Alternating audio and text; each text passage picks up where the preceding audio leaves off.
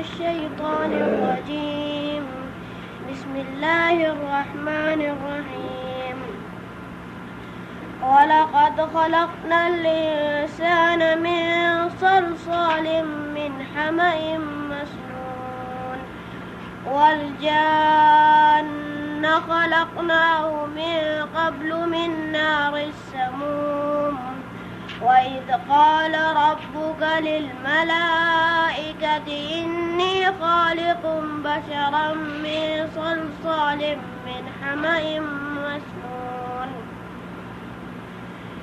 فإذا سويته ونفخت فيه من روحي فقعوا له ساجدين فسجد الملائكة كلهم أجمعون إلا إبليس أبى أن يكون مع الساجدين. قال يا إبليس ما لك ألا تكون مع الساجدين؟ قال لم أكن لأسجد لبشر خلقته من صلصال من حمأ مسنون. قال فاخرج منها فإنك رجيم وإن عليك اللعنة إلى يوم الدين. قال رب فأنظرني إلى يوم يبعثون. قال فإنك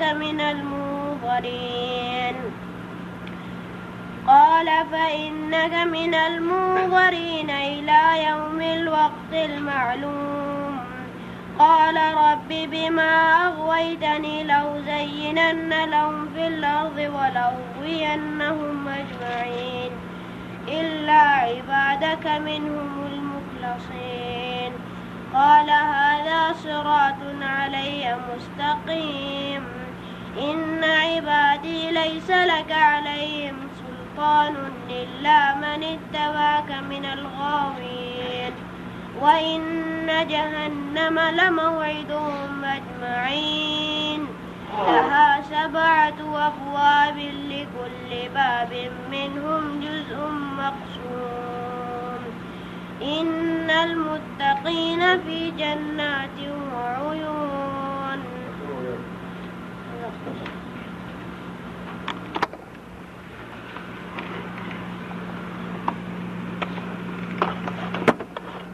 أعوذ بالله من الشيطان الرجيم. بسم الله الرحمن الرحيم.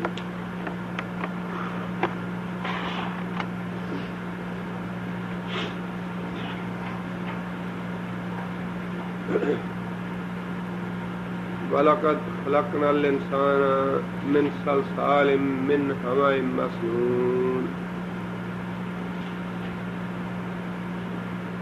واو الگ ہے، لام الگ ہے، قد الگ ہے. وا اور لام البتہ، قد تحقیق، خلقنا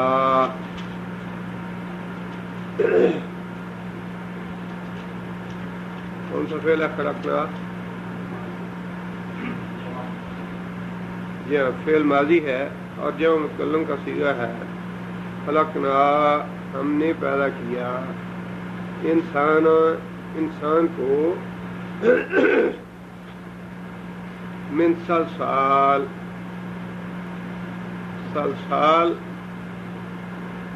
مٹی کو کہتے ہیں. قرآن مجید میں اللہ تعالیٰ نے انسان کی تخلیق کے لیے مختلف الفاظ استعمال فرمائے ہیں. تراب کا لفظ بھی استعمال فرمایا ہے. تراب کا معنی خشک مٹی ہے. خشک مٹی کو جب پانی ملا کے گوندھ دیتے ہیں تو اسے تین کہتے ہیں. اور تین کا معنی بھی مٹی ہے لیکن اس کی تھوڑی سی کیفیت بدل جاتی ہے کہ اس میں پانی ملا ہوا ہے. اور تین کا لفظ بھی اللہ تعالیٰ نے انسان کی تخلیق کے لیے پیدا فرمایا ہے. اس پانی ملی ہوئی مٹی کو گوندنے کے بعد جب خشک کر دیا جاتا ہے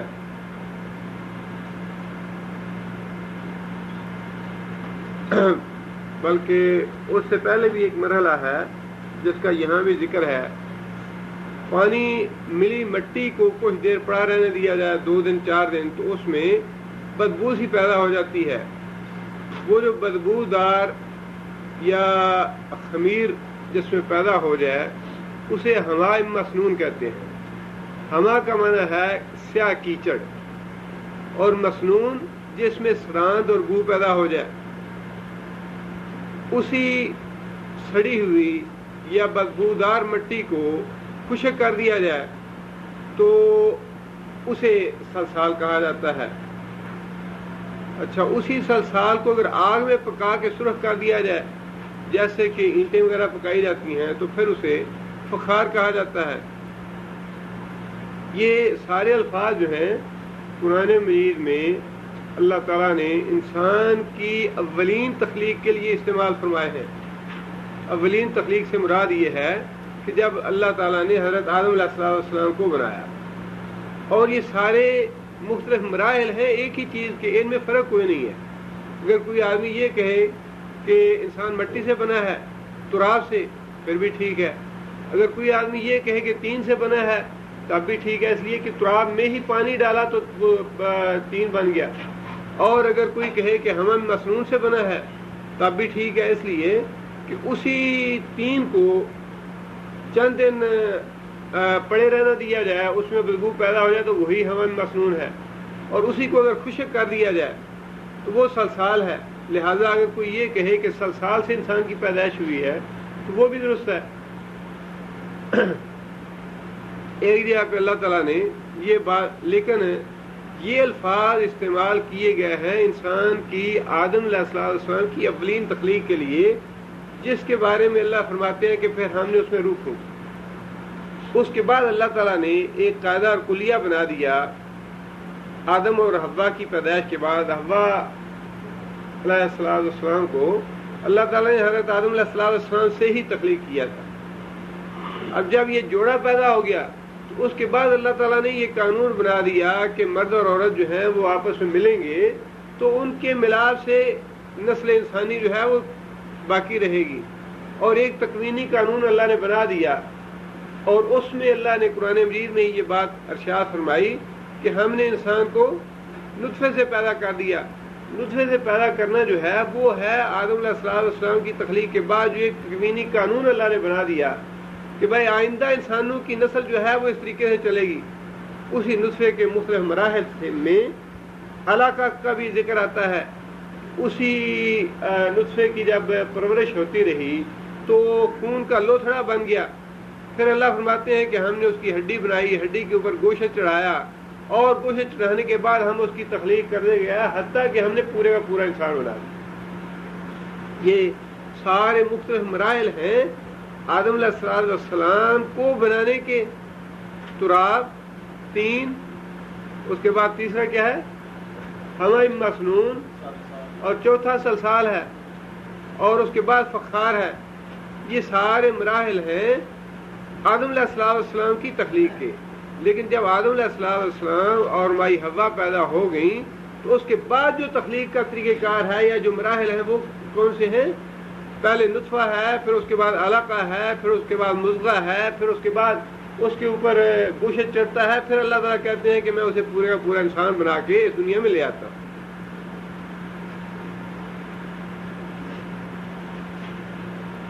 وَلَقَدْ خَلَقْنَا الْإِنسَانَ، اور ہم نے پیدا کیا انسان کو من سلسال سے، یعنی جو چوتھا مرحلہ ہے سلسال، اس سے انسان کو ہم نے پیدا کیا. یہاں اللہ تعالیٰ نے چوتھے مرحلے کا ذکر فرمایا ہے، لیکن ساتھ ہی فرمایا من حمأ مسنون کہ یہ سلسال کس سے بنا ہے؟ حمأ مسنون سے. حمأ کا معنی سیاہ کیچڑ، مسنون بدبودار جس میں سڑان پیدا ہو چکی ہو. یعنی بدبودار اور سڑان کیچڑ جو ہے جب وہ خشک ہو کے سلسال بن گیا، اس سلسال سے ہم نے آدم علیہ السلام کو بنایا. یہ اگر پچھلے رکوع کا مضمون آپ کے ذہن میں ہو تو اس کا پس منظر یہ ہے کہ اللہ تعالیٰ نے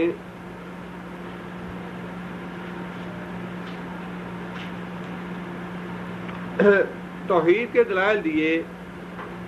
اس سے پچھلے رکوع میں آسمان کی تخلیق، اس میں برجوں کی تخلیق، اور پھر آسمان اول کو ستاروں کے ساتھ زینت دینے کا معاملہ، پھر اس کے بعد زمین کی تخلیق کا ذکر، اور زمین میں جو اللہ تعالیٰ نے نعمتیں انسانوں کے لیے رکھی ان کا ذکر، یعنی توحید کے دلائل جو ہیں وہ پچھلے رکوع میں بیان کیے گئے ہیں تاکہ کفار کو اور مشرکین کو توحید کا قائل کیا جائے۔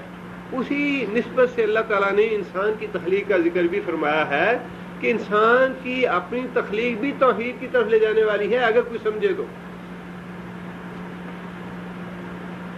آگے فرمایا کہ والجان، جان اس کا واحد کیا ہے؟ جن، اور جنات کو خلقنا ہو، پیدا کیا ہم نے اس کو، یعنی جنات کی مخلوق کو، من قبل، اس سے پہلے، کس سے پہلے؟ انسان سے پہلے، آدم علیہ السلام کی تخلیق سے پہلے ہم نے جنوں کو پیدا کیا، کس چیز سے؟ من نار السموم، نار کا معنی آگ اور سموم کا معنی سخت شدید گرم ہوا، جسے ہم لو کہتے ہیں، جس میں کچھ زہریلے اثرات بھی ہوں۔ بعد سموم کا لفظ اردو میں استعمال ہوتا ہے، تیز گرم ہوا کے معنوں میں استعمال ہوتا ہے۔ وہ سم جو ہے عربی میں کسے کہتے ہیں؟ زہر کو۔ یہ اس کا مفہوم بھی اس میں ہے، سخت گرم ہوا جس میں زہر کے اثرات بھی ہوں۔ اور سموم جو ہے یہ جہنمیوں کو اس کا عذاب بھی دیا جائے گا۔ مختلف قسم کے جہنم کے عذاب ہیں، اللہ تعالیٰ اپنا دے ہر مسلمان کو، جس میں آگ کا عذاب تو ہے ہی ہے، آگ کے عذاب کے علاوہ بہت سے عذاب ہیں جس میں سموم کا عذاب بھی شامل ہے۔ یہاں مراد یہ ہے کہ آگ والی شدید گرم ہوا یا حرارت سے ہم نے جنات کو پیدا کیا، جس کا مطلب یہ ہے کیونکہ حرارت جو ہے اس کا کوئی وجود نہیں، حرارت جو ہے اس کا کوئی وجود نہیں، اسی طرح جنات کا کوئی وجود نہیں۔ جس طرح انسانوں کا وجود ہے، مٹی کا وجود ہوتا ہے، اللہ تعالیٰ نے انسان کی تخلیق جو ہے وہ مٹی سے کی، لہذا انسان کو اللہ تعالیٰ نے وجود دیا۔ حرارت جو ہے اس کا چونکہ وجود نہیں، لہذا جنات کا بھی وجود نہیں، جس طرح کے فرشتوں کا وجود نہیں۔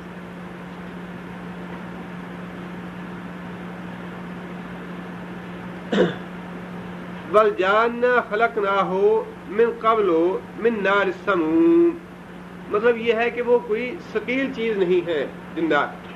ظاہر ہے ان کے ویسے ہاتھ ہیں، پاؤں ہیں، آنکھیں ہیں، کان ہیں، سب کچھ وہی ہے، سننے اور سمجھنے کی قوتیں ہیں، اور وہ بھی اسی طرح مکلف ہیں نبی صلی اللہ علیہ وسلم کی شریعت کے جس طرح انسان ہیں۔ ان کے لیے بھی جنت کی وہی نعمتیں ہیں مسلمان جنوں کے لیے جو مسلمان انسانوں کے لیے ہوں گی، اور ان کے لیے بھی جہنم کا وہی عذاب ہے کافر جنات کے لیے جو کافر انسانوں کے لیے ہے۔ یعنی بالکل نبی صلی اللہ علیہ وسلم کی رسالت، نبی صلی اللہ علیہ وسلم کی دعوت انسانوں کے لیے بھی اور جنات کے لیے بھی ہے، اور جو معاملہ جنات کے ساتھ ہے بالکل ویسا ہی انسانوں کے ساتھ ہے، ویسا ہی جنات کے ساتھ بھی ہے۔ وہ بھی ہر بات کے مکلف ہیں، دین ان تک بھی پہنچا ہے، اور وہ بھی آگے دوسرے جنات کو دین پہنچاتے ہیں، دعوت دیتے ہیں، تبلیغ کرتے ہیں، انسانوں کے دعوت اور تبلیغ میں بعض اوقات شریک ہوتے ہیں، ان کی باتیں سنتے ہیں، اور سارے معاملات ان کے ساتھ بھی ویسے ہی ہیں جیسے انسانوں کے ساتھ۔ فرق صرف یہ ہے کہ اللہ تعالیٰ نے جنات کو شدید حرارت، آگ کی حرارت سے پیدا کیا انہیں، اور انسانوں کی تخلیق اللہ نے مٹی سے کی۔ آگے پھر اللہ تعالیٰ نے وہی واقعہ بیان فرمایا جو سورہ اعراف میں پڑھ چکے ہیں، فرشتوں کو سجدے کا حکم دینا اور فرشتوں کا سجدہ کرنا، ابلیس کا انکار کرنا، اور پھر اللہ تعالیٰ کے ساتھ سوال جواب کرنے، اس واقعے کا یہاں بھی تفصیل سے ذکر فرمایا گیا ہے، اور اس کا مقصد یہ ہے شیطان نے اللہ سے بغاوت کی اور شیطان ملعون ہو گیا، اللہ کی راہ سے، اللہ کی بارگاہ سے مردود ہو گیا۔ لہذا جو بھی اللہ کی بغاوت کرے گا، اللہ کا حکم نہیں، اصل بنیادی بات تو یہی ہے جو بار بار اللہ تعالیٰ نے کسی کہانیاں بیان کرنا تو مقصد نہیں ہے۔ جہاں کہیں بھی اللہ تعالیٰ نے واقعات بیان فرمائے ہیں ان کا مقصد ہے وہ عبرت کے لیے اور ہمارے سبق کے لیے۔ لہذا مطلوب یہ ہے یہاں پہ کہ تم لوگ رسول اللہ صلی اللہ علیہ وسلم کی دعوت کا انکار کر رہے ہو اور بالواسطہ طور پہ اللہ تعالیٰ کی بغاوت کر رہے ہو یا اللہ کی نافرمانی کر رہے ہو۔ شیطان نے بھی یہی کام کیا۔ اب بغاوت کرنے کے بعد ایک راہ تو وہ ہے جو شیطان نے اختیار کی، سرکش ہو گیا کہ یا اللہ نہیں کروں گا، اور دوسرا راستہ وہ ہے جو حضرت آدم علیہ السلام نے اختیار کیا کہ یا اللہ گناہ ہو گیا، غلطی ہو گئی، ربنا ظلمنا انفسنا ان لم تغفر لنا وترحمنا لنکونن من الخاسرین۔ جو اللہ کے باقی عباد الرحمن ہیں ان کا طرز عمل جو ہے وہ حضرت آدم علیہ السلام والا ہونا چاہیے، اور جو اللہ کے سرکش بندے ہیں جو اللہ کے حکم کی اطاعت اور فرما برداری نہیں کر رہے وہ در حقیقت شیطان کو فالو کر رہے ہیں، شیطان کے بندے ہیں۔ یہ ہے مقصد یہاں پہ اس واقعے کو بیان فرمانے کا، اور بنیادی طور پہ انسان کی تخلیق کا ذکر جو ہے وہ اس لیے کیا گیا کہ اللہ تعالیٰ کی توحید کی طرف دوبارہ لوگوں کو دعوت دی جائے اور رجوع کرایا جائے بندوں کا۔ آگے فرمایا کہ وَإِذْ قَالَ رَبُّكَ، وَإِذْ اور جب، قَالَ کہا، رَبُّكَ تیرے رب نے، لِلْمَلَائِكَةِ اس کا واحد کیا ہے؟ ملک، ملائکہ اس کی جمع ہے۔ جب کہا تیرے رب نے، للملائکۃ واسطے فرشتوں کے، انی بے شک میں، خالقن، خالقو کیا ہے؟ خالقو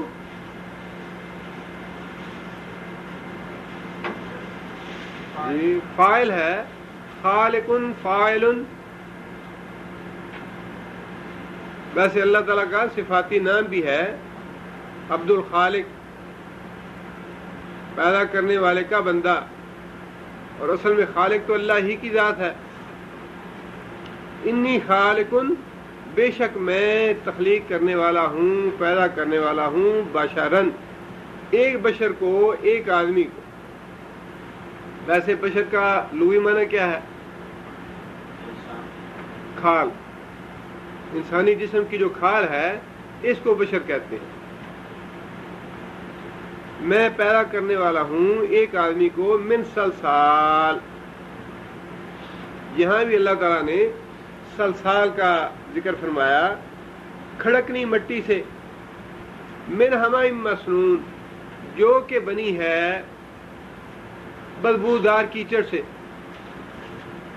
حمأ مسنون تیسرا درجہ اور سلسال چوتھا درجہ۔ فَإِذَا سَوَّيْتُهُ، فَإِذَا پس جب، سَوَّيْتُ کون سا فعل ہے؟ سَوَّيْتُ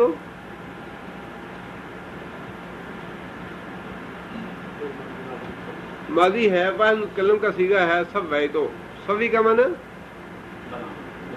برابر کرنا، مساوی کرنا، کسی چیز کو ہموار کرنا،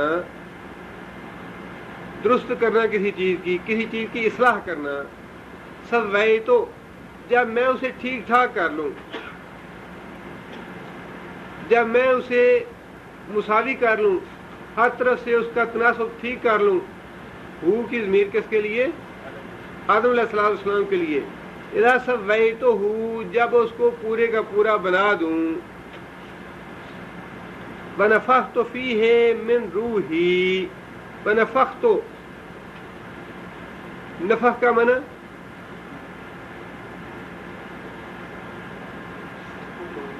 پھونک مارنا۔ نفخ سور کا لفظ جو ہے بڑا معروف ہے،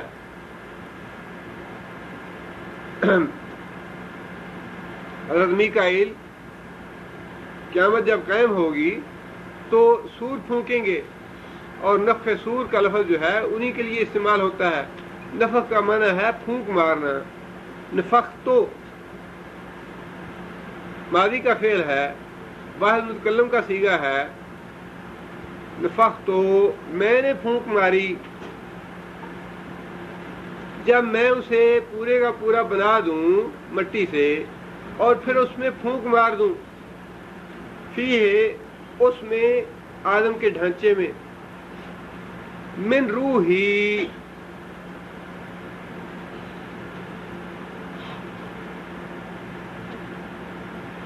اپنی روح سے، اپنی سے کیا مراد یہاں؟ اللہ تعالیٰ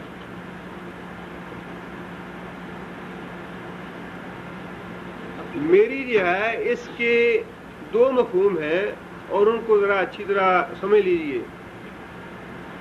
ایک تو ہے میری آنکھ، اس کا کیا مفہوم ہے کہ میری آنکھ جو کہ میرے جسم کا حصہ ہے۔ ایک یہ ہے میری عینک، دونوں کے لیے میری کا لفظ استعمال ہوا ہے، لیکن یہ عینک میرے جسم کا حصہ نہیں ہے، یہ میری ملکیت ہے۔ یہاں پہ روحی کا لفظ جو ہے وہ اللہ تعالیٰ کے جسم کا حصہ نہیں، اللہ کا جز نہیں، بلکہ اللہ کی ملکیت کے طور پہ روحی کا لفظ یہ جو ہے یہ ملکیت والا استعمال ہوا ہے۔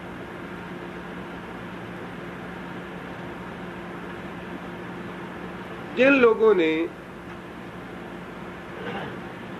یہاں سے یہ مفہوم نکالا،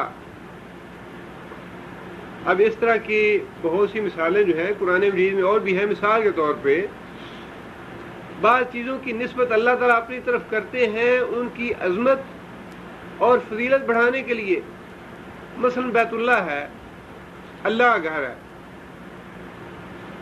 اللہ تعالیٰ اس گھر میں رہتے نہیں ہیں، نہ اللہ نے وہ گھر تعمیر کیا ہے، نہ اللہ کو اس کی ضرورت ہے، لیکن اللہ تعالیٰ نے حضرت ابراہیم علیہ السلام کو حکم دیا کہ ایک گھر بناؤ، اور پھر اس گھر کی نسبت جو ہے وہ اپنی طرف کر دی کہ یہ میرا گھر ہے، اس کی فضیلت بتانے کے لیے لوگوں کو کہ اس کے بارے میں جو میں نے تمہیں حکم دینا ہے وہ تم نے اس کی فرما برداری کرنی ہے۔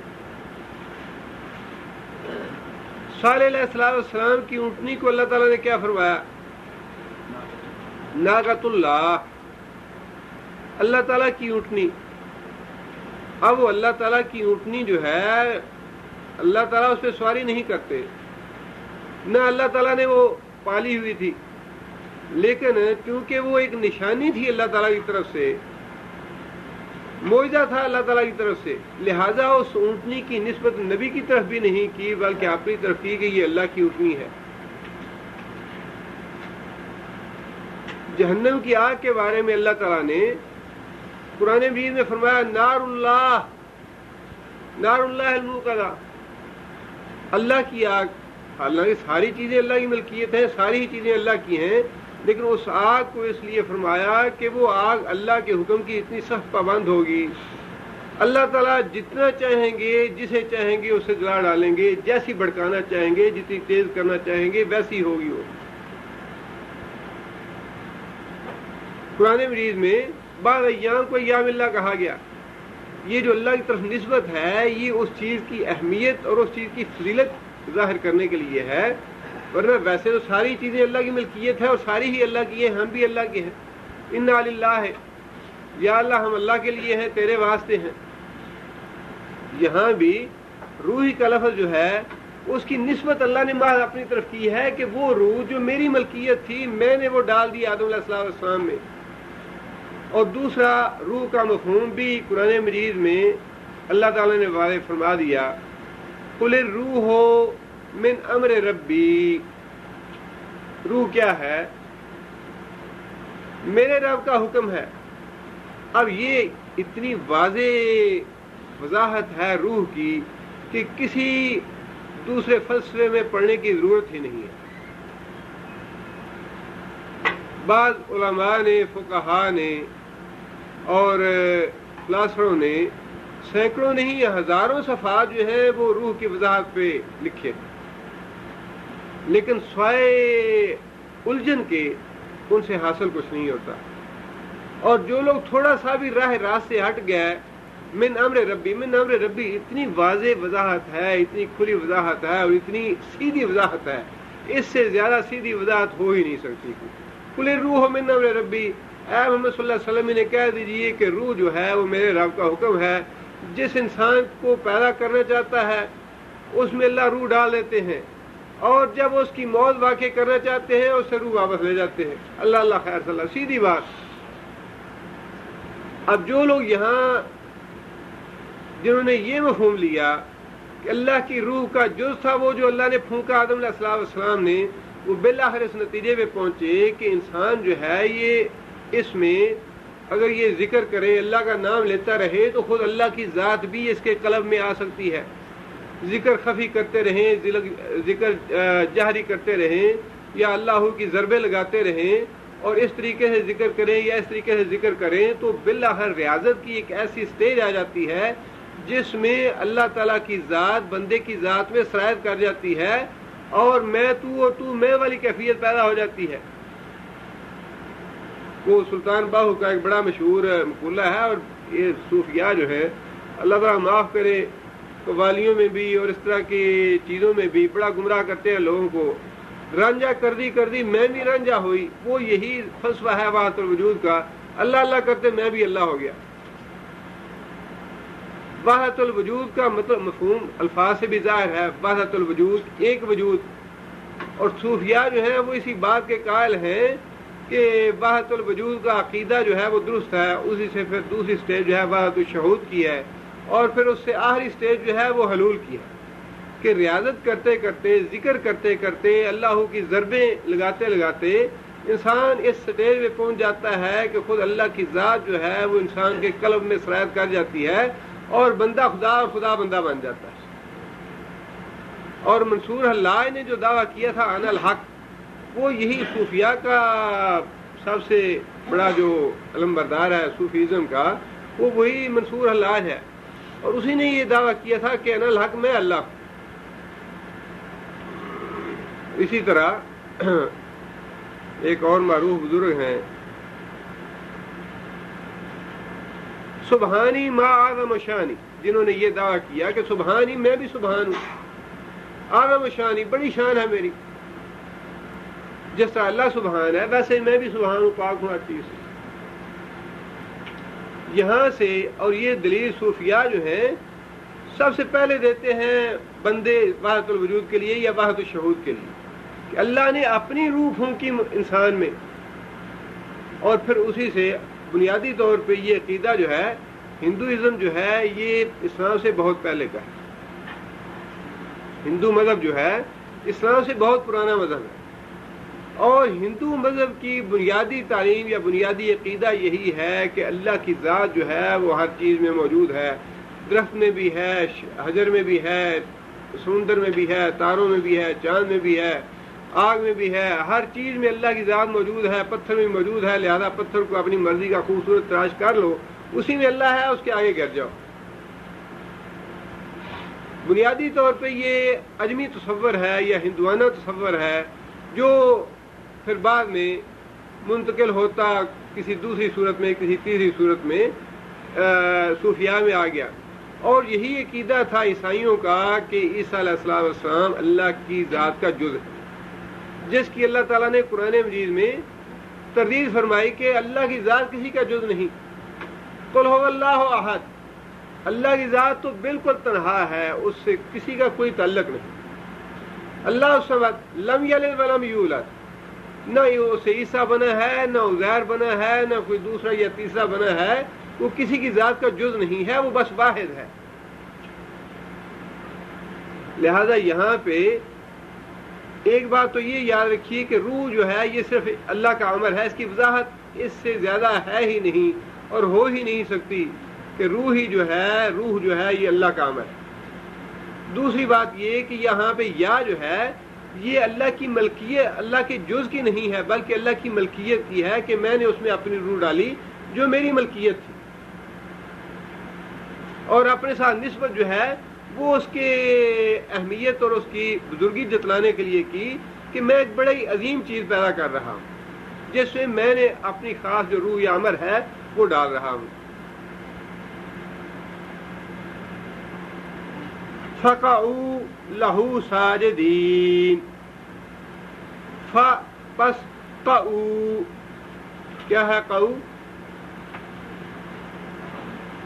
امر ہے جو کہ او قعوا تھا لفظ، الف واو جو ہے وہ ساکت ہو گیا ہے، فقعوا باقی رہ گیا، فا پس قعوا گر پڑنا. اس کا مادہ کیا ہے؟ قعوا کا واو قاف عین واقع، واقعہ ہونا، کسی چیز کا واقعہ ہونا. وقعت الواقعہ ہونے والی بات گر پڑی یا واقع ہو گئی. قعوا تم لوگ گر پڑنا، لہو واسطے اس کے یعنی آدم کے، ساجدین. ساجدین کیا ہے؟ اسم فاعل ہے، سجدہ کرنے والے، جمع کا صیغہ ہے ساجدین. اصل میں ساجدون تھا، اس کی مفعولی حالت کی وجہ سے ساجدین ہوا. سارے سجدہ کرنے والے، تم لوگ سارے اس کو سجدہ کرنا. یہ اللہ تعالیٰ نے کس کو مخاطب کر کے بات ارشاد فرمائی؟ قال ربک للملائکہ، ملائکہ کو. فسجد الملائکۃ، سجد الملائکۃ، سجدہ کیا سارے فرشتوں نے، کلہم اجمعون، کلہم سارے کے سارے، اجمعون پھر فرمایا کہ سارے کے سارے یعنی جتنے بھی فرشتے تھے ان سب نے آدم علیہ السلام کو سجدہ کیا. یہاں سجدے سے مراد کیا ہے؟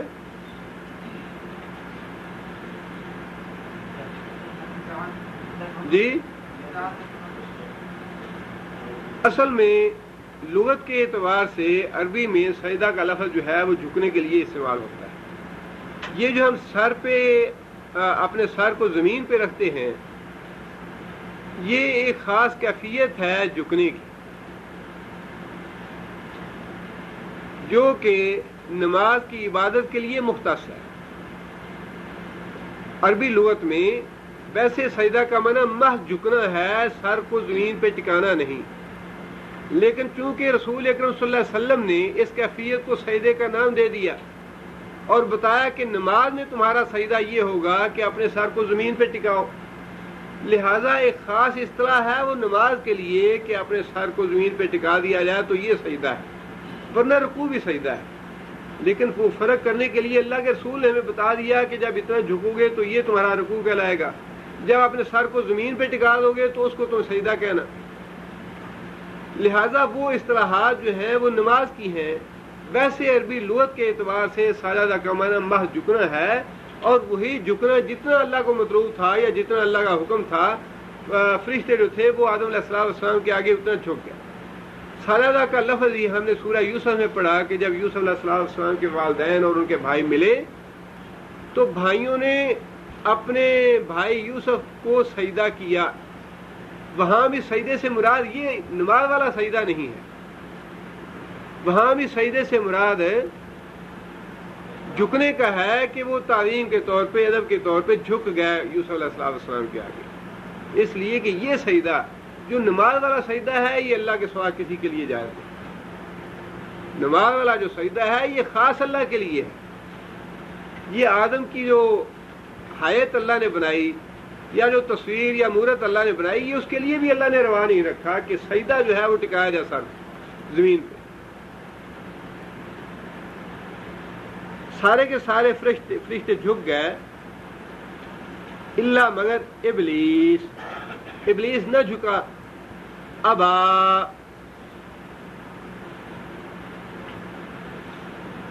کون سا فعل ہے؟ ابا ماضی کا ہے، فعل بعد مذکر کا ہے. ابا کا معنی انکار کرنا. بعض اوقات اردو میں بھی یہ لفظ استعمال ہوتا ہے، طبیعت فلاں چیز سے ابا کر رہی ہے. ابا کا معنی انکار کرنا. ابلیس نے انکار کیا ان یہ کہ یکون وہ ہوتا مع الساجدین سجدہ کرنے والوں کے ساتھ. ابلیس نے انکار کر دیا یہ کہ وہ بھی سجدہ کرنے والوں کے ساتھ ہوتا. ابلیس کا مادہ کیا ہے؟ با لام سین. بلس کا معنی انتہائی مایوس، انتہائی نا امید. ابلیس کے بارے میں اللہ تعالیٰ نے سورہ کہف میں یہ بات واضح طور پر ارشاد فرمائی ہے، کان من الجن، وہ جنات سے تھا.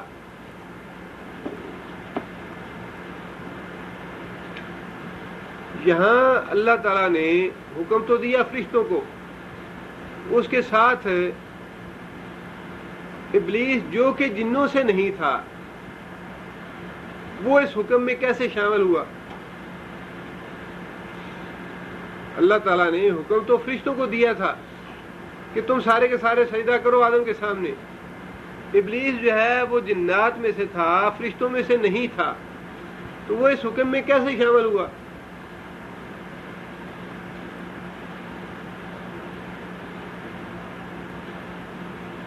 قرآن مجید میں اللہ تعالیٰ نے جہاں کہیں بھی نماز کا حکم دیا ہے کیا الفاظ استعمال فرمایا ہے؟ اقیم الصلاۃ. اقیمو کون سا فعل ہے؟ یہ امر کا، اور صیغہ جمع مذکر کا. مذکر کا صیغہ ہے. حکم کس کو ہے؟ مردوں کو. اقیم الصلاۃ، مرد جو ہے وہ نماز قائم کریں. عورتیں اس میں شامل ہیں یا نہیں؟ عورتیں بھی اس حکم میں شامل ہیں، حالانکہ مذکر کو حکم دیا اللہ تعالیٰ نے. ایک ہی نوع سے جب افضل کو کوئی حکم دیا جائے تو ادنا جو ہے وہ خود اس میں شامل ہوتا ہے. اگر یہاں کی حکومت جو ہے مواطنین کو، سعودیوں کو کوئی آرڈر کرتی ہے کہ سعودی آئندہ اس حکم کی پابندی کریں گے، خارجی جو ہیں وہ بدرجہ اولا اس میں شامل ہوں گے. خارجیوں کا نام لکھا جائے یا نہ لکھا جائے، حکومت خارجیوں کو مخاطب کرے یا نہ کرے. اگر ایک حکم سعودیوں کو دیا جاتا ہے تو وہ حکم از خود خارجیوں کے لیے شامل ہوگا. افضل کو جب ایک حکم دے دیا جائے تو ادنا جو ہے وہ از خود اس میں شامل ہو جاتا ہے. جیسا قرآن مجید میں مثال ہے اس کی. اسی لیے جنات جو تھے وہ از خود اس میں شامل ہو گیا. جب فرشتوں کو ایک بات کا حکم اللہ نے دے دیا کہ تم لوگ سجدہ کرنا، اس وقت جنات جو تھے وہ از خود اس حکم میں شامل ہو گئے. لہذا جتنے بھی اس وقت مخلوق تھی اللہ کی، فرشتوں میں سے اور جنات میں سے، سب نے سجدہ کیا، لیکن ابلیس نے انکار کر دیا.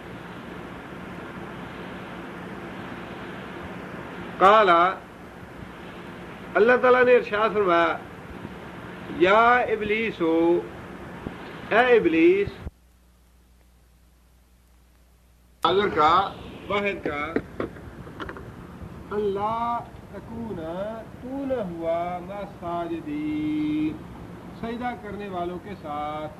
ابلیس کیا وجہ ہوئی، کیا بات ہے، کیا وجہ ہے، کیا سبب ہے تو سجدہ کرنے والوں کے ساتھ شریک نہیں ہوا؟ قال، کہا ابلیس نے، لم اکن. اکن کیا تھا؟ اکون. اکون کا کون سا فعل ہے؟ مضارع واحد متکلم. لم اکن نہ ہوا میں، لم اکن نہ ہوا میں، لاسجدا. اسجدا کون سا فعل ہے؟ مضارع ہے اور صیغہ واحد متکلم کا. اسجدا میں سجدہ کرتا، نہ ہوا میں کہ میں سجدہ کرتا، لبشر واسطے بشر کے،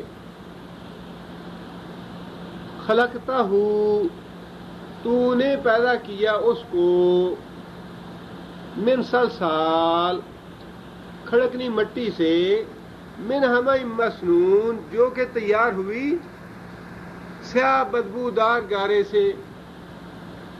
اس کھڑکنی مٹی سے تو نے بنایا آدم کو جو کہ تیار ہوئی سیاہ بدبودار گارے سے. مطلب یہ کہ مجھ سے بڑا حقیر اور ذلیل ہے وہ، تو اتنی بدبودار مٹی سے پیدا کیا انسان کو، اور پھر تو نے حکم دیا کہ اس کے آگے میں جھک جاؤں، اس کی میں عزت اور تکریم کروں، حالانکہ مجھے تو نے آگ سے بنایا ہے. سورہ اعراف میں اللہ تعالیٰ نے جہاں یہ واقعہ بیان فرمایا ہے وہاں اس نے صاف طور پہ یہ الفاظ کہے، اللہ تعالیٰ نے بیان فرمائے قال انا خیر منہ. 12 نمبر آیا تھا سورہ اعراف کی. قال ما منعک ان لا تسجد اذ امرتک، کہ اے ابلیس جب میں نے تجھے حکم دیا پھر تو نے سجدہ کیوں نہ کیا؟ قال انا خیر منہ، میں تو اس سے بہتر ہوں. خلقتنی من نار، تو نے مجھے تو آگ سے بنایا ہے. وخلقتہ من طین، اس کو تو نے مٹی سے بنایا. یہاں اللہ نے کون سا لفظ استعمال فرمایا؟ تین کا. یہاں سلسال نے استعمال فرمایا. تین کون سا مرحلہ ہے؟ دوسرا. پہلا مرحلہ تراب کا، دوسرا تین کا، تیسرا حمأ مسنون کا، چوتھا سلسال کا، پانچواں فخار کا. یہاں پہ اللہ تعالیٰ نے تین کا لفظ استعمال فرمایا کہ اس کو تو نے تین سے، وہ مٹی جس میں پانی ملا ہوا تھا اس سے بنایا ہے، اور صاف کہا کہ انا خیر منہ، میں تو اس سے بہتر ہوں، میں تو اس سے اچھا ہوں، میرے مقابلے میں انسان جو ہے وہ حقیر ہے، ذلیل ہے.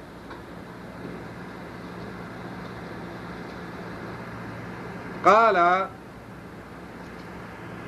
اللہ تعالیٰ نے ارشاد فرمایا فخرج، کون سا فعل ہے؟ امر کا ہے. کیا مانا؟ تو نکل جا، منہا، اس بارگاہ سے، میری بارگاہ سے. ہاں کی ضمیر جو ہے اللہ کی بارگاہ کے لیے ہے. بعض لوگوں نے آسمان کی نسبت کی ہے، کی طرف کی ہے اس کی. بہرحال مراد یہ ہے کہ میری بارگاہ سے اب تو نکل جا. فَإِنَّكَ رَجِيمٌ، فَإِنَّكَ، پس بے شک تو مردود ہے، راندہ درگاہ ہے.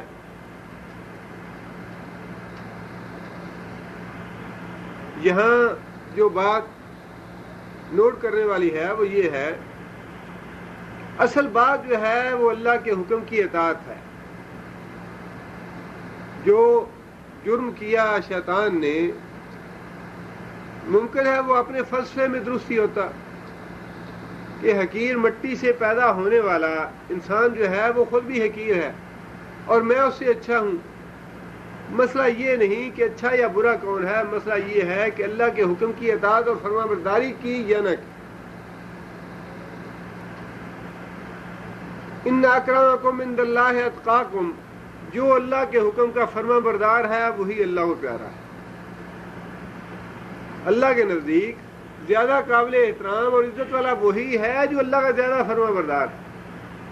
کیونکہ شیطان نے فرما برداری نہ کی، خواہ کتنا ہی اچھا ہوتا، خوبصورت ہوتا اور اس کو فضیلتیں حاصل ہوتی، لیکن اللہ کے حکم کی نافرمانی کی، لہذا اللہ کی راہ سے مردود ہو گیا.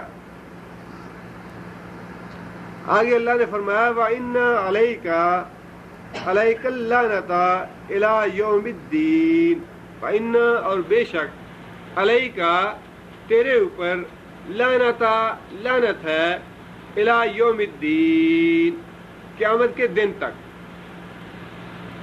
لعنت سے مراد کیا ہے؟ اللہ کی رحمت سے دور ہونا، اللہ کی رحمت سے محروم ہو جانا، اسے کہتے ہیں ملعون ہونا یا لعنت زدہ ہونا. جو چیز اللہ کی رحمت سے محروم ہو جائے وہ لعنت زدہ ہے۔ مطلب یہ ہوا کہ قیامت کے دن تک اب تجھے میری رحمت حاصل نہیں ہو، تو نے میری نافرمانی کی ہے، لہذا اب تجھے میری رحمت نہیں ملے گی، تیرے شامل حال نہیں ہوگی، تیری دعا تیری توبہ قبول نہیں ہوگی، تو نے ایک دفعہ میری نافرمانی کر دی۔ جب تک انسان اللہ تعالیٰ کی نافرمانی میں رہتا ہے، انسان اللہ کے غضب میں رہتا ہے، اللہ کی رحمت سے دور رہتا ہے۔ لیکن انسانوں پہ اللہ نے بڑا یہ کرم کیا ہے کہ مرنے سے پہلے پہلے اللہ تعالیٰ نے توبہ کا دروازہ انسان کے لیے کھلا رکھا ہے کہ مرنے سے پہلے پہلے انسان جب بھی توبہ کر لے گا میں اس کی توبہ قبول کر لوں۔ بڑی اللہ کی رحمت ہے یہ کہ انسان پتہ نہیں کتنے گناہ کرتا رہتا ہے، 60 سال 70 سال 80 سال 50 سال، اس کے بعد آخری عمر میں سال پہلے مرنے سے 6 مہینے پہلے 1 دن پہلے انسان اللہ کی بارگاہ میں توبہ کر لے، اللہ فرماتے ہیں کہ میں وہ توبہ بھی قبول کر لیتا ہوں۔ شیطان کو اللہ تعالیٰ نے فرما دیا کہ قیامت کے دن تک تو میری رحمت سے محروم ہے اور قیامت تک تیری میں اب توبہ قبول نہیں کروں گا، اس لیے کہ اللہ کے سامنے کھڑے ہو کے اس طرح کی باغیانہ اور سرکشی کی بات کہہ دینی بڑی بات تھی۔ یہ معمولی بات نہیں تھی کہ جو رازق ہے، جو مالک ہے، وہ خود حکم دے رہا ہے اور اس کے حکم کی اس طرح نافرمانی اور سرکشی کرنا۔ اللہ نے فرمایا کہ تو راندہ درگاہ ہے، میری رحمت سے آئندہ محروم ہے اور قیامت تک میں تیری توبہ قبول نہیں کروں گا۔ قال ابلیس نے کہا رب اے میرے رب فانذرنی الی یوم یبعثون، اے میرے رب انذر، کون سا فعل ہے انذر؟ امر کا ہے، انذر کا معنی مہلت دے، اے میرے رب انذر مہلت دے نی مجھ کو، فانذرنی پس مہلت دے مجھ کو، الا طرف یوم اس دن کے، یبعثون، کون سا فعل ہے یبعثون؟ مضارع مجہول ہے اور صیغہ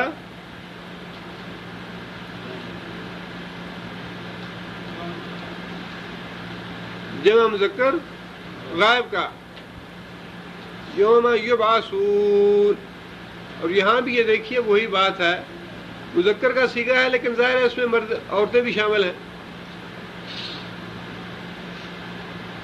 فانذرنی مہلت دے مجھے، الی یوم یبعثون، باعثا کا معنی نبی صلی اللہ علیہ وسلم کی بعثت کے بارے میں اکثر لفظ استعمال ہوتا ہے کہ نبی صلی اللہ علیہ وسلم کی بعثت، بھیجا نبی صلی اللہ علیہ وسلم کو، اٹھایا نبی صلی اللہ علیہ وسلم کو، یبعثون اٹھائے جائیں لوگ، جس دن اٹھائے جائیں گے، یا اللہ جس دن لوگ اٹھائے جائیں گے اپنی قبروں سے، اس دن تک تو مجھے زندگی کی مہلت دے دے، اس سے پہلے مجھے موت نہ دینا۔ قال شیطان نے کہا فَإِنَّكَ مِنَ الْمُنذَرِينَ،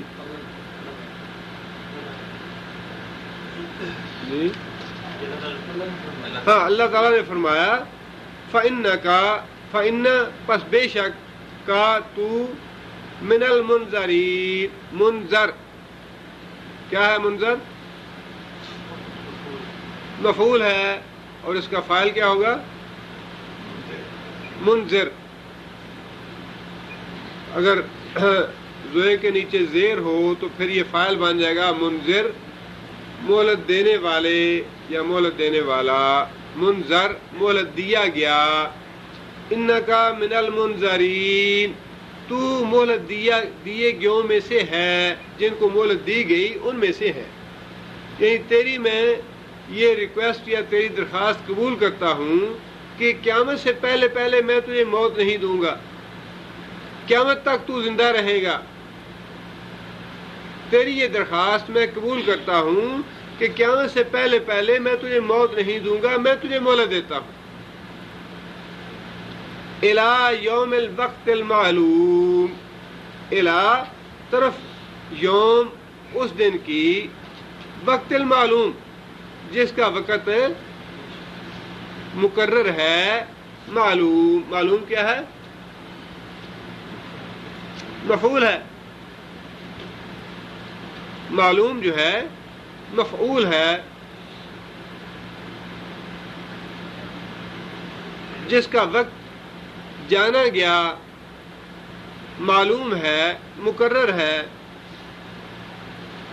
قال، ابلیس نے کہا، رب، اے میرے رب، بما اغویتنی، بما بسبب اس چیز کے جو کہ اغویتنی، اغویتا کون سا فعل ہے؟ اغویتا فعل ماضی ہے، واحد مذکر حاضر کا صیغہ ہے۔ اغوا کرنا، اغوا کا معنی کیا ہے؟ کسی کو سیدھے راستے سے بھٹکا دینا، بہکا دینا، اسے اغوا کہتے ہیں۔ اغویتا، شیطان نے اللہ تعالیٰ سے یہ بات کہی، بما اغویتنی، بسبب اس چیز کے کہ تو نے مجھے اغوا کیا، تو نے مجھے بہکایا۔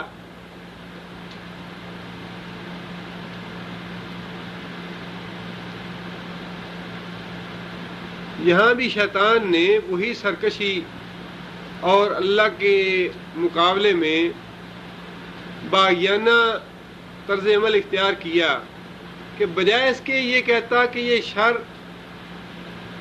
یا گناہ یا جرم میرے نفس کی وجہ سے ہے یا میری ذات کی وجہ سے ہے، اس کا الزام الٹا اللہ تعالیٰ کو دیا کہ تو نے مجھے حکم دے کے مجبور کر دیا کہ میں تیرے حکم کی نافرمانی کروں۔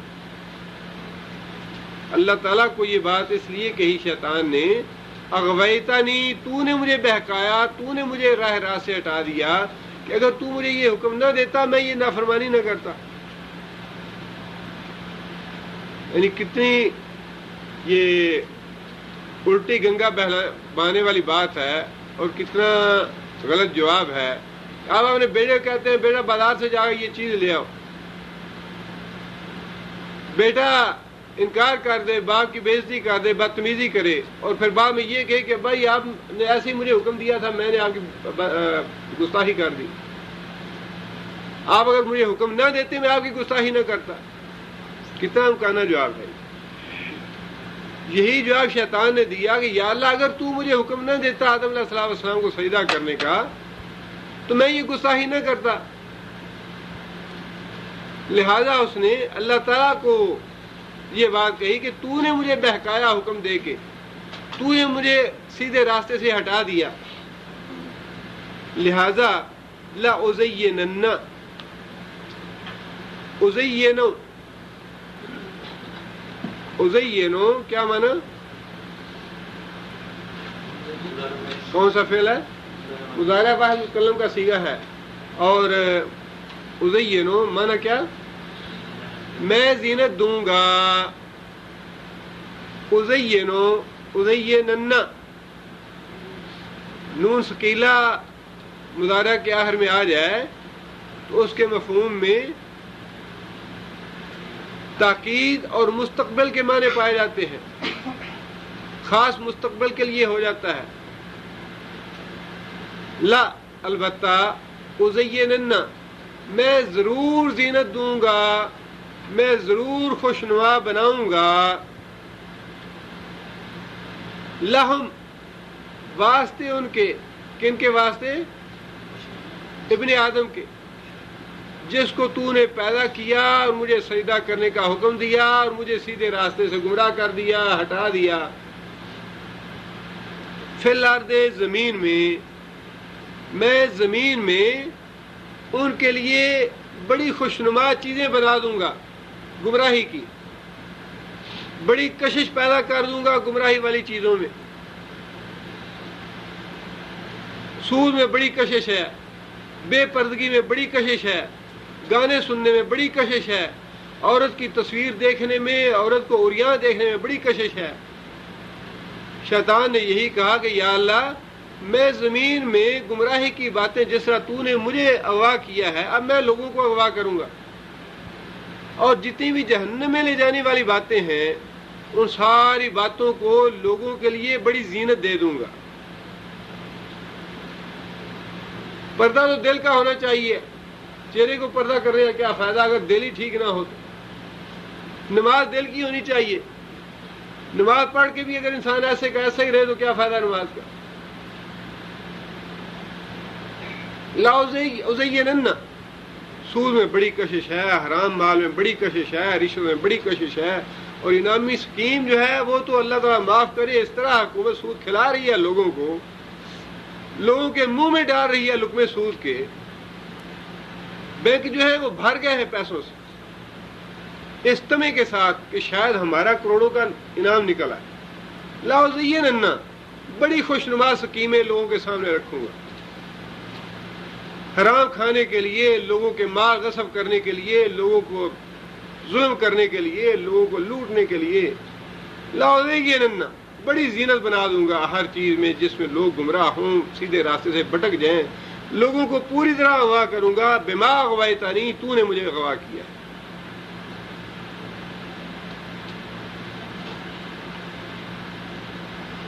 ولا اغوینہم اجمعین،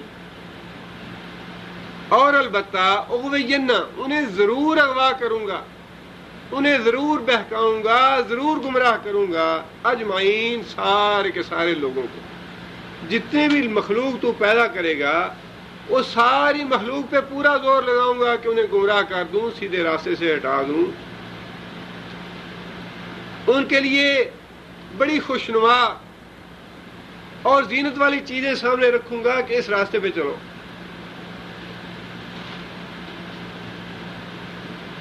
اللہ، مگر عبادہ کا، تیرے بندے، منہم، ان میں سے، ہم کی ضمیر ساری مخلوق کے لیے، جس پہ وہ کہتا ہے اجمعین، کہ میں سارے کے سارے لوگوں کو اغوا کرنے کی کوشش کروں گا، ضرور اغوا کروں گا. ہم کی ضمیر اس کے لیے کہ ان میں سے تیرے کچھ بندے، مخلصین. مخلص کیا ہے؟ یہ مخلص مفعول ہے، چنا گیا. مخلصین، چنے گئے. بس تیرے وہ بندے بچیں گے چند ایک جو چنے گئے. تیرے خاص خاص چیدہ بندے کچھ ہوں گے جو بچیں گے، ورنہ سارے لوگوں کو میں اغوا کر لوں گا، سارے لوگوں کو گمراہ کر دوں گا.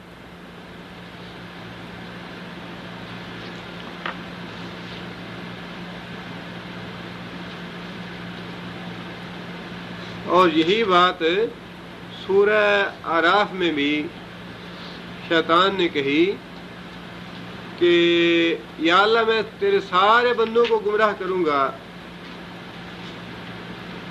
ولا تجدوا اکثرہم شاکرین، 17 نمبر آیت میں ولا تجدوا اکثرہم شاکرین. یا اللہ تو اپنے بندوں کی اکثریت کو نہ شکرا پائے گا، تیرے بندوں کی اکثریت جو ہے وہ تیری نافرمان بنا دوں گا، بندوں کی اکثریت کو گمراہ کر دوں گا. اب وہی بات دیکھ لیجئے کہ اپنے معاشرے میں، اپنے ملک میں، اپنے گلی محلے میں، اپنے شہر میں نمازیوں کی تعداد کتنی ہے.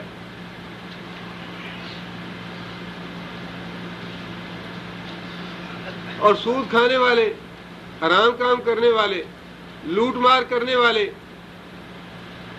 شراب پینے والے، زنا کرنے والے، یہ ساری چیزیں جو ہیں وہی ہیں جن کے بارے میں شیطان نے کہا ہے کہ ازینن، میں بڑی کشش پیدا کر دوں گا ان ساری چیزوں میں انسان کے لیے. اور اب تو اس دفعہ چھٹی میں گیا ہوں، اللہ تعالیٰ معاف کرے، کوئی گلی یا کوئی محلہ ایسا نہیں جہاں سے آپ گزرے تو اونچی اونچی گانوں کی اور ریڈیو کی آواز نہ آئے، اونچی آوازیں، کہیں ٹیبیں لگی ہوئی ہیں، کہیں گانے ریڈیو پہ لگے ہوئے ہیں، کوئی گلی نہیں، کوئی محلہ نہیں، کوئی گھر ایسا نہیں جہاں سے آواز نہ آئے۔ سارا دن مستری ہے، کاریگر ہے، ساتھ ریڈیو لگایا ہوا ہے، گانے لگائے ہوئے ہیں، ساتھ کام کر رہا ہے۔ اگر آپ ٹیکسی میں بیٹھیں گے وہاں گانے سنیں گے، ویگن میں بیٹھیں گے وہاں گانے سنیں گے، بس میں بیٹھیں گے وہاں گانے سنیں گے، جہاں کہیں بھی آپ جائیں گے وہی شیطانی آواز، موسیقی، گنا، عورتوں کی تصویریں عام لگی ہوئی ہیں۔ اور پھر ایک بڑا منظم سلسلہ ہے ذرائع ابلاغ کا، روزانہ اخباریں چھپتی ہیں، 2 3 صفحے بھرے ہوئے ہیں عورتوں کی تصویروں کی فلموں کے لیے۔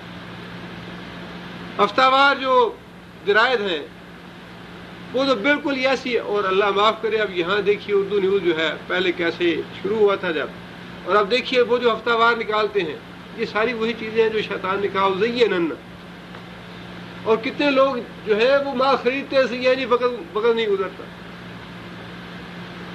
وقت گزارنے کے لیے یہ چیزیں ہیں انسان کے پاس، حالانکہ یہ زینن ہے وقت گزارنے کے لیے۔ اگر انسان کا ذہن صاف ہے، انسان ہدایت پہ ہے، یا انسان اللہ کے رسول کے ساتھ محبت کرنے والا ہے، قرآن مجید سے زیادہ اچھی چیز کون سی ہے جس کو سمجھنے میں انسان اپنا وقت صرف کرے؟ قرآن مجید کو پڑھنے سے، قرآن مجید کی تلاوت کرنے سے۔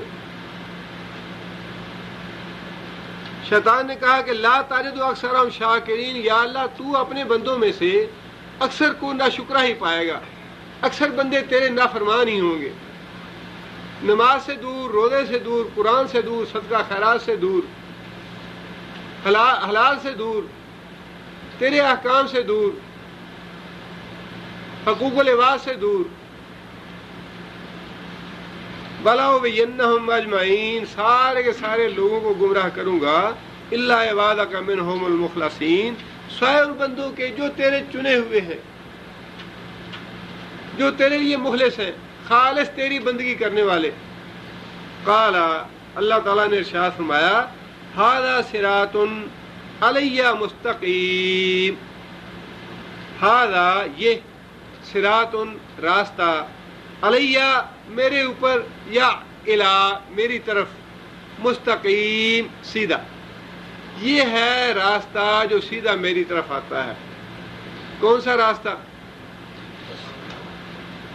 جی، مخلصین والا، خالص اللہ کی عبادت کرنے والا، خالص اللہ کی اطاعت کرنے والا، خالص اللہ کی فرما برداری کا راستہ جو ہے یہ ہے سیدھا راستہ جو میری طرف لانے والا ہے۔ قال، اللہ تعالیٰ نے بات ارشاد فرمائی کہ شیطان یہ جو بات تو نے کہی ہے یہ بات صحیح ہے کہ جو میرے خالص بندے ہیں، خالص میرے لیے اطاعت کرتے ہیں، خالص میری عبادت کرتے ہیں، فرما برداری کرتے ہیں، وہ تیرے بہکانے سے، تیرے گمراہ کرنے سے محفوظ رہیں گے، جن کا تعلق اور رجوع میری طرف۔ آگے اللہ تعالیٰ فرماتے ہیں، ان عبادی، بے شک میرے بندے، لیسا نہیں ہے، لکا واسطے تیرے، علیہم اوپر ان کے، سلطان، سلطان کا معنی غلبہ، سلطان کا معنی حکومت بھی،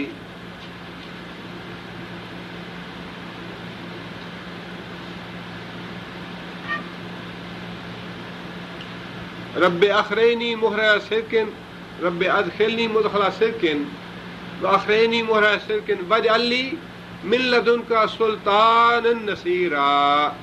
نبی صلی اللہ علیہ وسلم نے ہجرت کے وقت مکہ سے نکلتے ہوئے یہ دعا فرمائی تھی، رب ادخلنی مدخلہ صدقن، یا اللہ مجھے داخل کرنا سچائی کے ساتھ مدینے میں، واخرجنی مخرج صدقن، اور مجھے نکال مکے سے سچائی کے ساتھ نکالنا، واجعل لی من لدنک سلطانا نصیرا، اور ایک حکومت کے ساتھ میری نصرت فرمانا وہاں مدینے میں. یہاں پہ سلطان کا معنی حکومت ہے، اقتدار ہے، غلبہ ہے. یہاں بھی وہی چیز ہے، سلطان کا معنی غلبہ. لیسا لکا علیہم سلطان، نہیں ہے واسطے تیرے اوپر خالص بندوں کے غلبہ. الا مگر من اتبع کا، وہ جو تیری پیروی کرے. تابع اس نے پیروی کی. کون سا فعل ہے؟ فعل ماضی ہے، واحد مذکر غائب کا صیغہ. تابع اس نے پیروی کی، کا تیری. من الغاوین، غاوین کیا ہے؟ اسم فاعل ہے. گمراہ ہونے والے، بہکنے والے. جو لوگ بہکنے والے ہیں وہ تیری پیروی کریں گے، وہ تیرے پیچھے چلیں گے. جو اپنے نفس کے شر کی وجہ سے بہکنے والے لوگ ہیں وہ تیرے پیچھے چلیں گے. لیکن میرے جو چیدہ خالص بندے ہیں، میرے طرف رجوع کرنے والے، میرے ساتھ تعلق رکھنے والے، وہ بچیں گے تیرے سلطان سے، تیرے غلبے سے.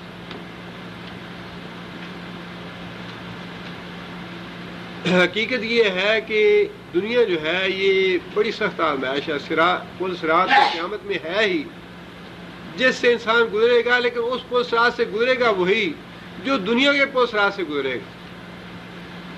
یہ دنیا پہلا پل صراط ہے، وہ اگلا پل صراط ہے. بڑی سخت آزمائش ہے اس دنیا میں.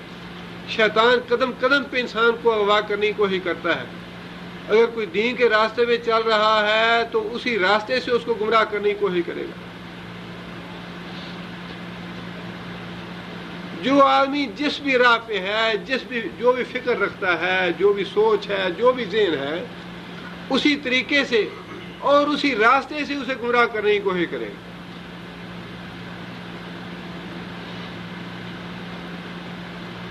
یہ ایک واقعہ شیخ عبد القادر جیلانی رحمۃ اللہ علیہ کا آپ حضرات نے بھی سنا ہوگا. شیخ عبد القادر جیلانی رحمۃ اللہ علیہ نے یہ واقعہ لکھا ہے کہ میں بیٹھا تھا، عبادت وغیرہ میں مصروف تھا. مجھے آواز آئی کہ عبد القادر تیری ہم نے عبادت قبول کر لی ہے، اب تجھے مزید عبادت کرنے کی ضرورت نہیں.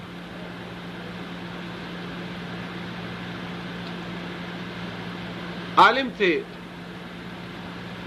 اور اللہ کے ساتھ تعلق تھا. فوراً یہ بات ذہن میں آئی کہ رسول اللہ صلی اللہ علیہ وسلم کو تو اللہ تعالیٰ نے قرآن مجید میں یہ بات ارشاد فرمائی، فاعبد ربک حتی یاتیک الیقین. اے محمد صلی اللہ علیہ وسلم اپنے اللہ کی بندگی کیجئے اس وقت تک جب تک آپ کو موت نہیں آ جاتی، یقینی چیز نہیں آ جاتی. اپنی موت کے آخری لمحے تک اللہ کی بندگی اور عبادت کرتے رہیے. یہ ہے حکم ہمارے لیے. تو یہ کیسے ہو گیا کہ مجھ سے عبادت کا جو حکم ہے وہ اٹھا لیا گیا ہے؟ کیا عبد القادر تمہاری عبادت ہم نے قبول کر لی، اب آئندہ تمہیں عبادت کرنے کی ضرورت نہیں ہے. تو شیخ عبد القادر جیلانی رحمۃ اللہ علیہ نے محسوس کیا کہ یہ مجھے کوئی گمراہ کرنے والا ہے، اغوا کرنے والا ہے. لہذا لا حول ولا قوت الا باللہ پڑھا کہ نیکی کی توفیق جو ہے وہ اللہ کے فضل سے اور اللہ کے کرم سے ہے، اور گناہ سے بچنا بھی اللہ کی توفیق سے ہے.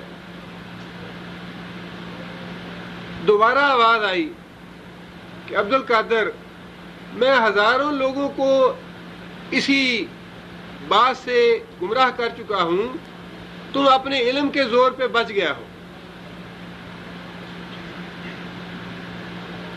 عبد القادر جیلانی کہتے ہیں کہ میں نے پھر لا حول ولا قوت الا باللہ پڑھا کہ بس جاتے جاتے بھی تو مجھے اغوا کرنا چاہتا ہے اور بہکانا چاہتا ہے، گمراہ کرنا چاہتا ہے کہ میں اپنے علم کے زور پہ بچ گیا ہوں. اللہ کا فضل شامل حال نہ ہوتا تو میں کیسے بچتا؟ اللہ نے مہربانی کی، اللہ نے فضل کیا تو میں بچ گیا، ورنہ تیرے گمراہ جس طرح تو نے دوسروں کو گمراہ کیا تھا تو مجھے بھی گمراہ کرنا چاہتا تھا. اس دنیا میں انسان، آپ پاکستان میں دیکھ لیجیے، اللہ تعالیٰ معاف کرے، اتنے حرام کام ہیں، ہر آدمی نے کوئی نہ کوئی اس کی توجہ بنا رکھی ہے۔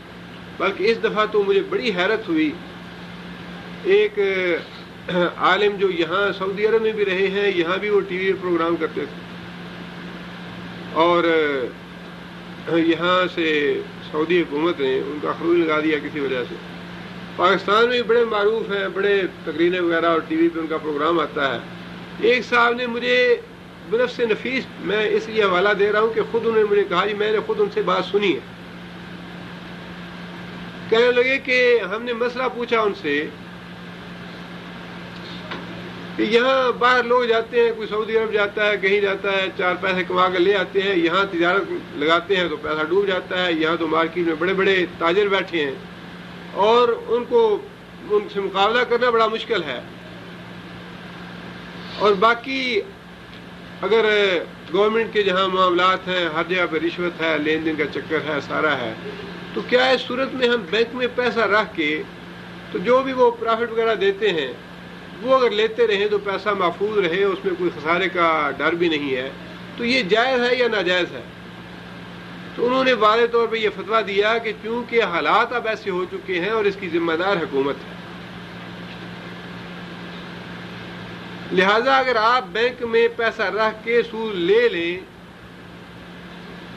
اور مستقل آمدنی کے طور پہ اسے استعمال کرتے رہیں تو یہ جائز ہے، اس کا گناہ حکومت کے ذمہ ہوگا، آپ کے ذمہ نہیں ہوگا۔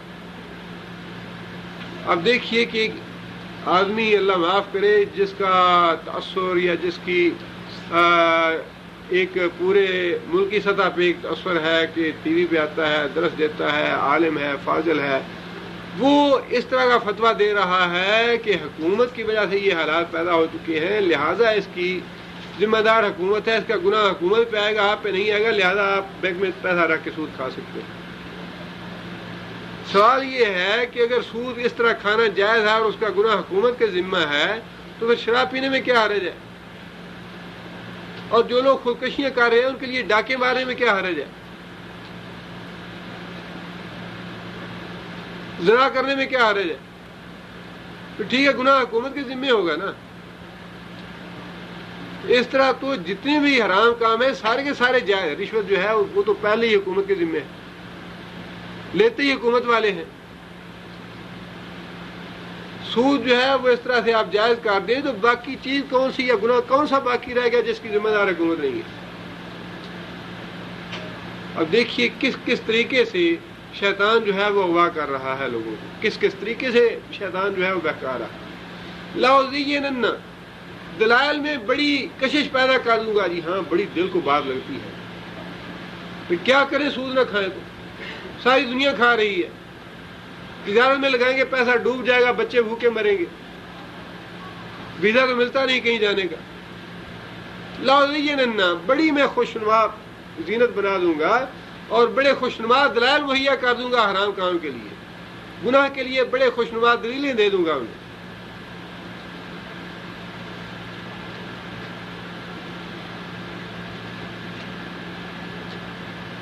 آگے پھر اللہ تعالیٰ نے یہ بات ارشاد فرمائی، جو بات اللہ تعالیٰ نے سورہ اعراف میں یوں فرمائی تھی، لمن تابعک منہم لأملأن جہنم منکم اجمعین، کہ شیطان جو بھی تیری پیروی کرے گا انسانوں میں سے ان سب کو میں جہنم میں ڈال کے جہنم کو بھر دوں گا۔ یہاں اللہ تعالیٰ نے یہ بات ارشاد فرما دی، وَإِنَّ، اور بے شک، جہنم لَمَوْعِدُهُمْ، موعد کیا ہے؟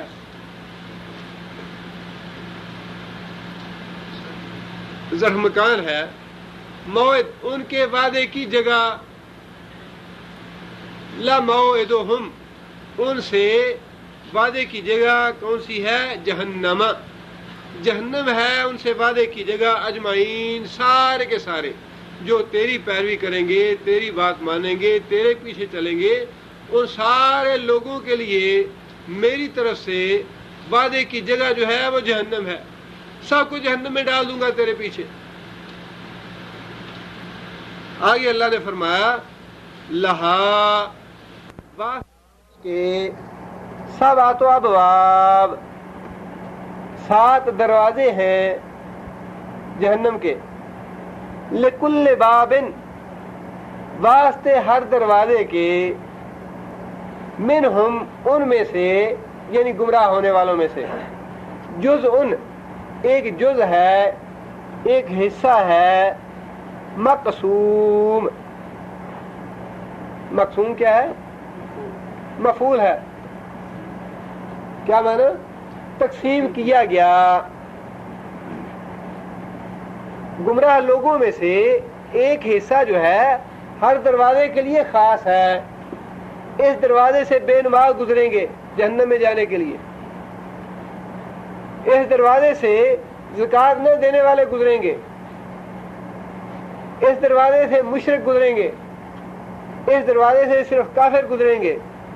فرمایا کہ 7 دروازے ہیں اور 7 دروازوں میں سے ہر دروازے کا حصہ جو ہے وہ مقرر کر دیا گیا ہے، خاص ہوگا ان بندوں میں سے کہ فلاں دروازے سے گزرو، اور ہر دروازے میں سے گزرنے والے کے لیے الگ الگ عذاب ہوگا۔